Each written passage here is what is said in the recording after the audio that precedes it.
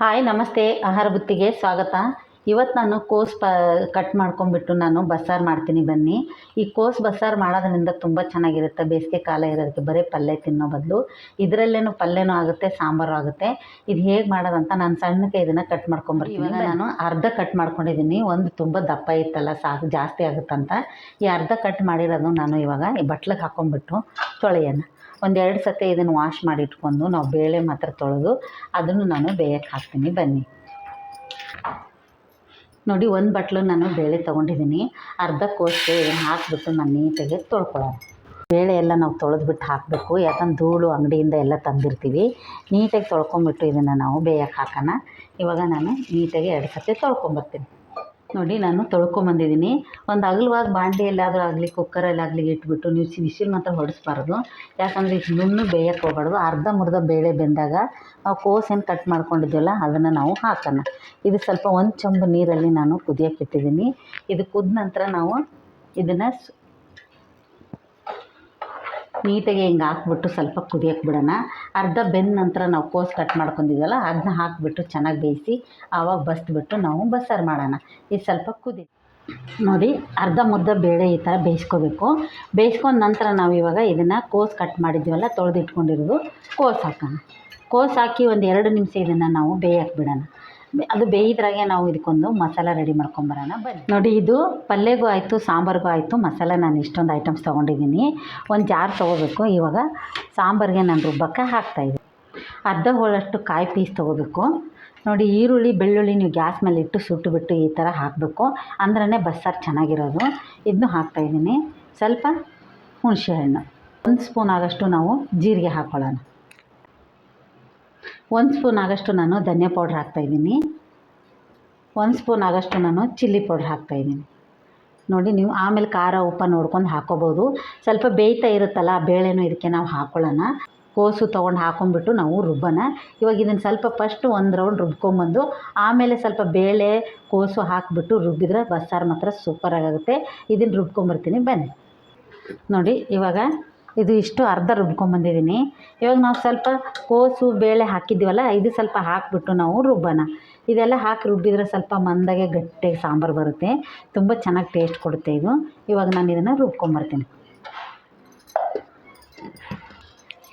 ನೋಡಿ, ರುಬ್ಬಿರೋದಾಯಿತು. ಎಷ್ಟು ಚೆನ್ನಾಗಾಗಿದೆ ಅಂತ ನೋಡಿ. ಇವಾಗ ಇದನ್ನು ನಾವು ಅದನ್ನ ಸೊಪ್ಪೆಲ್ಲ ಸೋರಾಕೊಯ್ದು ನೋಡಿ, ಇದು ರುಬ್ಬಿರೋದಾಗಿದೆ. ಬೇಳೆ ನಾವು ಬಸಿದ್ಬಿಟ್ಟು ಇದನ್ನು ಸಾಂಬಾರಿಗೆ ಒಗ್ಗರಣೆ ಹಾಕೋಣ, ಆಮೇಲೆ ಪಲ್ಯಗೆ ಒಗ್ಗರಣೆ ಹಾಕೋಣ ಬನ್ನಿ. ನೋಡಿ, ಈ ಥರ ಬೇಳೆನೂ ಈ ಥರ ನಾವು ಬಸಿದು ಇಟ್ಕೋಬೇಕು. ಇದು ಸಾಂಬಾರಿಗಾಗುತ್ತೆ, ಇದು ಪಲ್ಯಗಾಗುತ್ತೆ. ಇವಾಗ ಫಸ್ಟ್ ಪಲ್ಯ ಒಗ್ಗರಣೆ ಹಾಕ್ತೀನಿ ಬನ್ನಿ. ನೋಡಿ, ಅದೇ ಬಾಣಲೆಯಲ್ಲೇ ನಾನು 1-2 ಸ್ಪೂನ್ ಎಣ್ಣೆ ಹಾಕ್ಕೊತಾ ಇದ್ದೀನಿ. ಎಣ್ಣೆ ಹಾಕ್ಕೊಂಬಿಟ್ಟು ನಾನು ಪಲ್ಯಗೆ ಒಗ್ಗರಣೆ ಹಾಕ್ತೀನಿ. ನೋಡಿ, 1 ಸ್ಪೂನ್ ಆಗೋಷ್ಟು ನಾನು ಸಾಸಿವೆ ತೊಗೊಂಡಿದ್ದೀನಿ. 1 ಸ್ಪೂನ್ ಆಗೋಷ್ಟು ಜೀರಿಗೆ ತೊಗೊಂಡಿದ್ದೀನಿ. 1 ಹೆಸರು ಆಗೋಷ್ಟು ನಾನು ಕರಿಬೇವು ಸೊಪ್ಪು ಹಾಕ್ತಾಯಿದ್ದೀನಿ. ನೋಡಿ, ಒಂದೇ ಒಂದು ನಾನು ಈರುಳ್ಳಿ ಕಟ್ ಮಾಡ್ಕೊಂಡಿದ್ದೆ, ಈರುಳ್ಳಿ ಹಾಕ್ತಾಯಿದ್ದೀನಿ.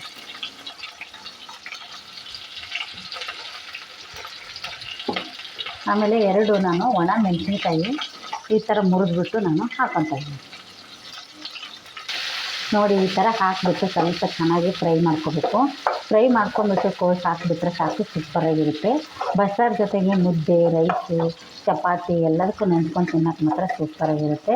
ಸಾರು ಮಾತ್ರ ನೀವು ಗಟ್ಟಿಗೆ ಸ್ವಲ್ಪ ಮಾಡ್ಕೋಬೇಕು, ಇನ್ನೂ ಚೆನ್ನಾಗಿರುತ್ತೆ. ಇವಾಗ ಇದು ಸ್ವಲ್ಪ ಫ್ರೈ ಆಗಲಿ.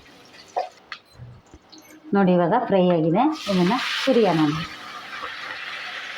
ಹುರಿದ್ಬಿಟ್ಟು ನೀಟಾಗಿ ಇದನ್ನು ನಾವು ಮಿಕ್ಸ್ ಮಾಡ್ಕೊಳ್ಳೋಣ.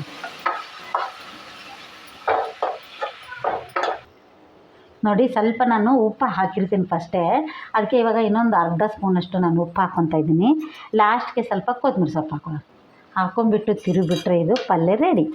ಇವಾಗ ಸಾಂಬಾರಿಗೆ ಒಗ್ಗರಣೆ ಹಾಕೋಣ. ಜಾಸ್ತಿ ಏನು ಲೇಟ್ ಆಗೋಲ್ಲ ಇದು. ಇಷ್ಟೇ, ಹಿಂಗೆ ಮಾಡಿದ ತಕ್ಷಣ ಒಗ್ಗರಣೆ ಹಾಕಿ ಎತ್ತಿಡೋಣ. ನೋಡಿ, ಇವಾಗ ಒಂದು ಪಾತ್ರೆ ಇಟ್ಕೊಳ್ಳೋಣ. ಇಟ್ಕೊಂಡು 2-3 ಸ್ಪೂನು ನಾವು ಎಣ್ಣೆ ಹಾಕ್ಕೊಳ್ಳೋಣ. ಎಣ್ಣೆ ಕಾಯ್ದ ನಂತರ ನಾವು ಸಾಸಿವೆ ಜೀರಿಗೆ ಹಾಕಿ ಒಗ್ಗರಣೆ ಹಾಕಿದ್ರೆ ಮಾತ್ರ ಸೂಪರಾಗಿರುತ್ತೆ. ನೋಡಿ, ಇವಾಗ ಎಣ್ಣೆ ಕಾಯ್ದಿದೆ. 1 ಸ್ಪೂನು ಸಾಸಿವೆ ಹಾಕ್ಕೊತಾ ಇದ್ದೀನಿ, 1 ಸ್ಪೂನು ಜೀರಿಗೆ ಹಾಕ್ತಾಯಿದ್ದೀನಿ. ಜೀರಿಗೆ ಸ್ವಲ್ಪ ಕಡಿಮೆ ಹಾಕ್ಕೊಳ್ಳಿ, ಯಾಕಂದರೆ ನಾವು ರುಬ್ಬಕ್ಕೆ ಹಾಕಿರ್ತೀವಲ್ಲ. ಇವಾಗ ಕರಿಬೇವು ಸೊಪ್ಪು ಹಾಕೋಣ. ಈರುಳ್ಳಿ ಬೆಳ್ಳುಳ್ಳಿ ಏನು ಹಾಕೋದು ಬೇಡ. ನೋಡಿ ಇವಾಗ ರುಬ್ಬಿರೋ ಮಸಾಲ ನಾವು ಇದಕ್ಕೆ ಹಾಕ್ಕೊಳ್ಳೋಣ. ಇವಾಗ ನೀರೇನು ನಾವು ಬೇಳೆ ಕೋಸು ತೆಗ್ದಿರ್ತೀವಲ್ಲ ಅದೇ ನೀರನ್ನೇ ನಾವು ಸಾಂಬಾರಿಗೆ ಹಾಕ್ಕೊಳ್ಳೋಣ. ನಿಮ್ಗೆ ಎಷ್ಟು ಬೇಕೋ ನೋಡ್ಕೊಂಬಿಟ್ಟು ನೀವು ಗಟ್ಟಿ ಬೇಕೋ ತೆಳ್ಳಗೆ ಬೇಕೋ ನೋಡಿಕೊಂಡು ನೀವು ಹಾಕ್ಕೋಬೋದು. ಈ ಥರ ನಾವು ಚೆನ್ನಾಗ್ತೀವಿ. ಇನ್ನೂ ಸ್ವಲ್ಪ ನೀರು ಬೇಕು, ಜಾರ್ ತೊಳ್ಕೊಂಬಿಟ್ಟು ನಾನು ನೀರು ತೊಗೊಂಡ್ಬರ್ತೀನಿ ಬನ್ನಿ. ನೋಡಿ ಇವಾಗ ತೊಳೆದ್ಬಿಟ್ಟು ನಾನು ಜಾರು ನೀರು ಹಾಕ್ತಾಯಿದ್ದೀನಿ. ಇಷ್ಟು ಸಾಕು ಅನಿಸುತ್ತೆ ನನಗೆ.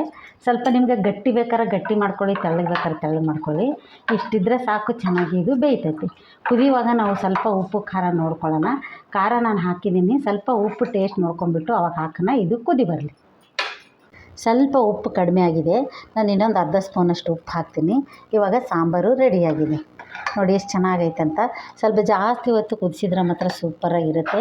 ನಿಮ್ಗೆ ಎಷ್ಟು ಬೇಕೋ ಅಷ್ಟು ನೋಡಿಕೊಂಡು ನೀವು ಮಾಡ್ಕೋಬೋದು. ನೋಡಿ ಇಷ್ಟು ತೆಳ್ಳಗಿದೆ, ಎಷ್ಟು ಚೆನ್ನಾಗಿದೆ, ಸೂಪರಾಗಿ ಆಗಿದೆ. ಸಾಂಬಾರು ರೆಡಿಯಾಗಿದೆ. ಈ ಥರ ಬಸ್ಸಾರು ನಾನು ಕೋಸು ಬೇಳೆ ಹಾಕಿ ಬಸ್ಸಾರು ಮಾಡಿರೋದು. ನಿಮ್ಗೆ ಇಷ್ಟ ಆದಲ್ಲಿ ಲೈಕ್ ಮಾಡಿ, ಶೇರ್ ಮಾಡಿ, ಸಬ್ಸ್ಕ್ರೈಬ್ ಮಾಡಿ. ನಮಸ್ತೆ.